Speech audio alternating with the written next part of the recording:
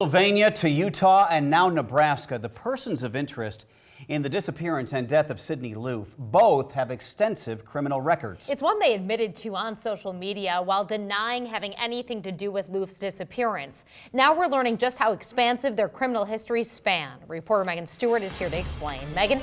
Craig and Jen, the cases in Pennsylvania and Utah are still open cases, and the pair is expected back in federal court in Nebraska later this week.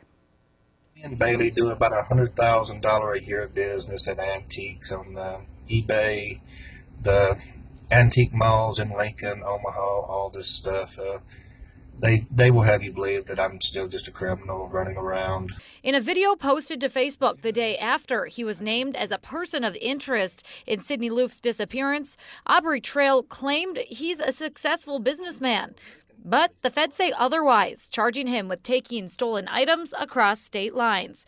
Trail has a history of convictions for writing bad checks in 2 counties in Nebraska, several counties in Iowa, South Dakota, and Missouri. There's a warrant out for his arrest right now in Utah for shoplifting. I'm Bailey, Audrey on Tinder, and a few other names because I have warrants. His roommate, Bailey Boswell, faces major charges of her own on the East Coast. She's due back in court in Pennsylvania in February. Investigators say she was part of a scheme to steal from an auction house. She also has drug-related convictions in Missouri, Iowa, and Nebraska, and has also been charged in Nebraska federal court for taking stolen items across state lines. You've heard all of this stuff about my criminal history. All true.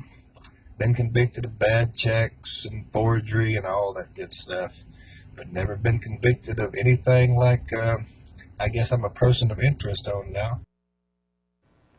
Trail and Boswell are scheduled to appear in federal court in Lincoln Thursday afternoon for their preliminary hearings on the transporting stolen items across state lines charges. Reporting live in the studio, Megan Stewart, 3 News Now. Tonight.